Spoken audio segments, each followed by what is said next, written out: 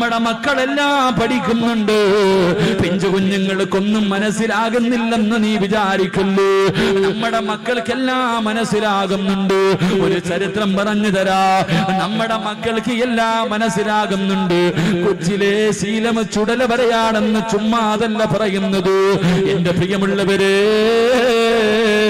മഹാനായ ജാബിർ റളിയല്ലാഹു തആല അൻഹു അല്ലാഹുവിന്റെ പ്രവാചകന്റെ സഹാബിയാ. വീടിനകത്ത് വല്ലാത്ത സന്തോഷമോ. ഭാര്യയും ഭർത്താവും സന്തോഷം കാരണം തുള്ളിച്ചാടുകയാണ്. ഭാര്യയും ഭർത്താവ് സന്തോഷം കാരണം തുള്ളിച്ചാടുകയാ. എന്തേ കാരണമെന്നറിയുവോ? അന്ന് അവരുടെ വീട്ടിലൊരാള് വിരുന്നിന് വരികയാ. ഒരാള് വീട്ടിലേക്ക് വിരുന്നിന് വരുന്നുണ്ട്. ആരെന്നറിയുമോ? മഹാനായ നബി മുഹമ്മദ് മുസ്തഫ സല്ലല്ലാഹു അലൈഹി വസല്ലമ തങ്ങൾ വിരുന്നിന് വരികയാ.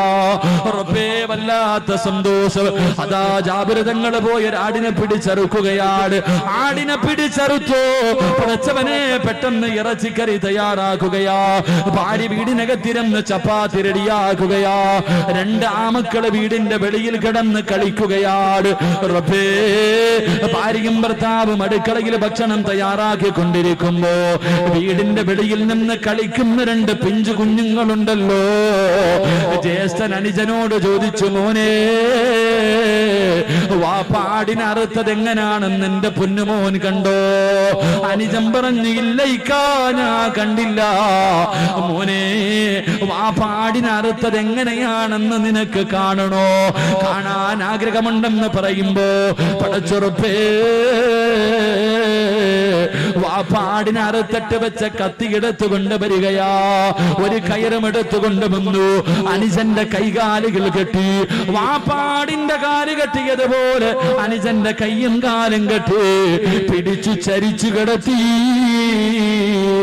വാപ്പാടിന്റെ കഴുത്തിൽ കത്തി വെച്ചതുപോലെ.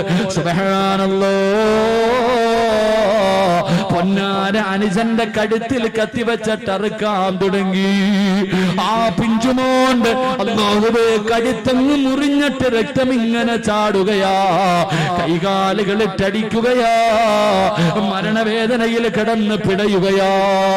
തന്റെ പൊന്നാര അനുജന മരണത്തോട് മല്ലടിക്കുന്ന കാഴ്ച കാണുമ്പോ കയ്യിലിരിക്കുന്ന കത്തികെടുത്ത് വലിച്ചെറിഞ്ഞിട്ട് ആ പിഞ്ചുമോനോടുകയാണ്. റബ്ബേ,